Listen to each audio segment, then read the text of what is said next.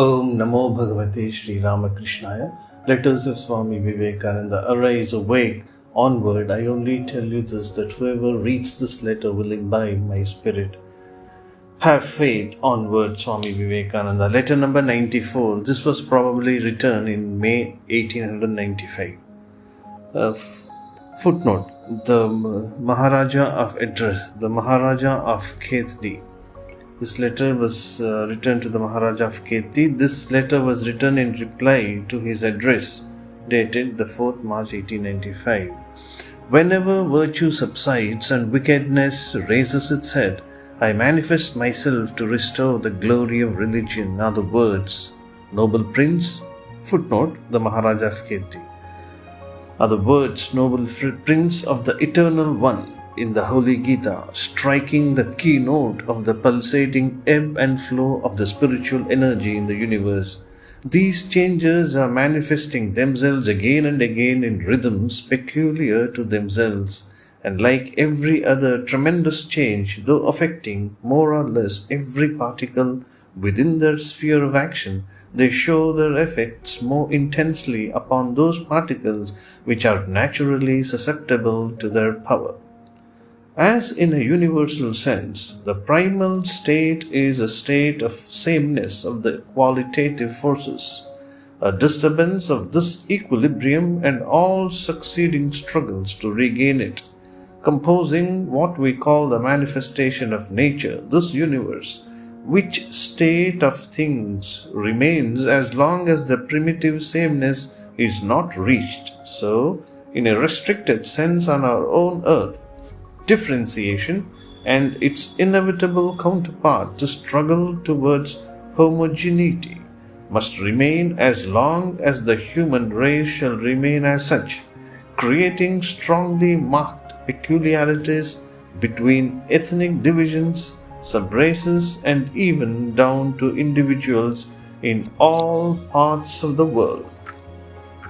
In this world of impartial division and balance, therefore, each nation represents, as it were, a wonderful dynamo for the storage and distribution of a particular species of energy, and amidst all other possessions, that particular property shines forth as the special characteristic of that race, and as any upheaval in any particular part of human nature, though affecting others more or less, stirs to its very depth that nation of which it is a special characteristic, and from which as a center it generally starts. So any commotion in the religious world is sure to produce momentous changes in India, that land which again and again has had to furnish the center of the widespread religious upheavals, for above all, India is the land of religion. Each man calls that alone real which helps him to realize his ideal. To the worldly minded, everything that can be converted into money is real. That which cannot be so converted is unreal. To the man of a domineering spirit, anything that will conduce to his ambition of ruling over his fellow men is real, the rest is not. And man finds nothing in that which does not echo back the heartbeats of a special love in life.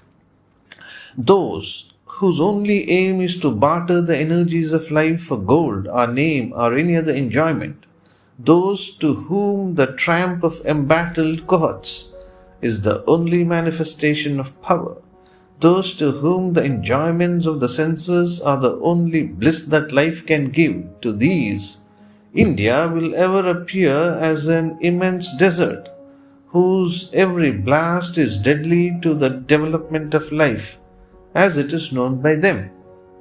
But to those whose thirst for life has been quenched forever by drinking from the stream of immortality that flows from far away beyond the world of senses, whose souls have cast away as a serpent its slough, the threefold bondages of lust, gold, and fame, who from their height of calmness look with love and compassion upon the petty quarrels and jealousies and fights for little gilded puffballs filled with dust called enjoyment by those under a sense bondage. To those whose accumulated force of past good deeds has caused the scales of ignorance to fall off from their eyes, making them see through the vanity of name and form, to such wheresoever they be, India, the motherland and eternal mine of spirituality, stands transfigured, a beacon of hope to everyone in search of Him who is the only real existence in a universe of vanishing shadows. The majority of mankind can only understand power when it is presented to them in a concrete form, fitted to their perceptions. To them, the rush and excitement of war, with its power and spell, is something very tangible, and any manifestation of life that does not come like a whirlwind, bearing down everything before it, it is to them as death.